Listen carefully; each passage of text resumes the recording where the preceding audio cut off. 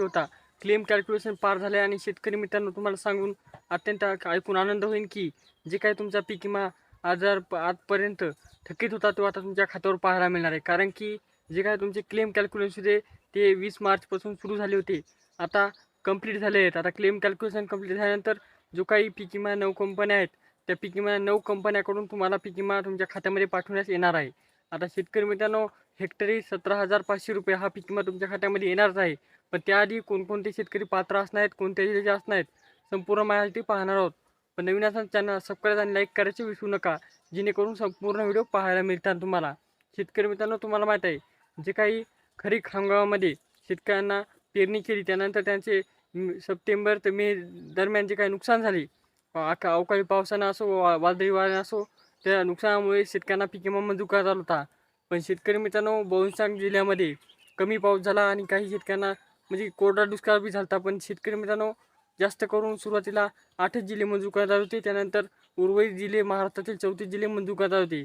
त्यामध्ये परभणी असो, नांदेड असो, हिंगोली असो, छत्रपती संभाजीनगर असो, धुळे असो, अकोला असो, अमरावती असो, त्यानंतर लातूर असो, हे जिल्हे सुरुवातीला मंजूर करण्यात होते.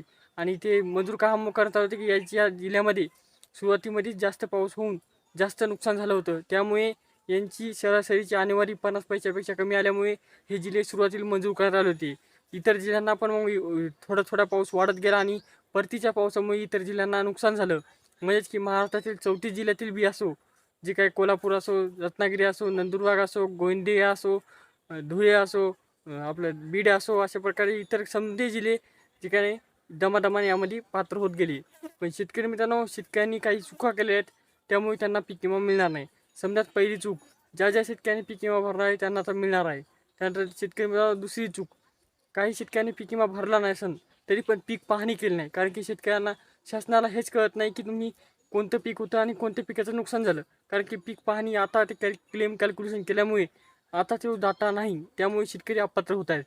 त्यानंतर पीक पाहणी केल्यानंतर पीक तक्रार बी करायची असते. जेव्हा तुमच्या रानामध्ये शेतामध्ये बांधा करोडपर पाणी साचले असते आणि तुमचं पीक जमीनदोस्त झाले असते, तेव्हा तुम्हाला पीक तक्रार करायची असते. ती तक्रार जर केली असेल तर तुम्हाला पीक विमा मिळणार आहे. कारण की शेतकऱ्यांना तक्रार क्लेम कॅल्क्युलेशन तेव्हा केलते ते आता पाहण्यात येत आहे. त्यामुळे त्या ॲपद्वारे ते सरकारी अधिकारी आता पाहत असतात.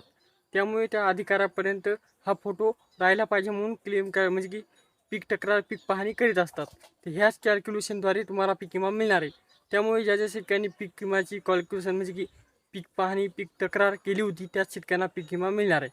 समजात मोठं कारण आहे हे आणि तुम्ही हे मान्य करायचं आहे. त्यानंतर शेतकरी मित्रांनो आता हे पैसे कधी मिळणार? तर शेतकरी मित्रांनो 20 एप्रिलपासून हे पैसे वितरण होण्यास सुरू होणार आहे. त्याआधी तुमची KYC केलेले आधार कार्ड बँकला लिंक करून ठेवा आणि त्याचबरोबर जे काही तुमची आधार कार्डची KYC करून हेच आहे, पण फार्मा ID सुद्धा काढून घ्या. कारण की फार्मा ID नसेल तरी तुम्हाला पीक विमा मिळणार नाही. त्याचबरोबर शेतकरी मित्रांनो पुन्हा एक सांगिततो की जे काही शेतकऱ्यांना पीक विमा मिळणार आहे तो DBTद्वारे मिळणार आहे. काही शेतकऱ्यांना मिळणार काही म्हणजे की एक प्रत्येक जिल्ह्यानुसार मिळणार आहे. एकदा संपूर्ण जिल्ह्यांना शेतकऱ्यांना पीक विमा मिळणार नाही. त्यामुळे तुम्ही गडबड करू नका आणि त्याचबरोबर नवीन असं चॅनल सबस्क्राईब आणि मित्रांना शेअर करा, जेणेकरून त्यांना पण ही माहिती पोहोचेल कोणत्या शेतकऱ्यांना पीक विमा मिळणार आहे.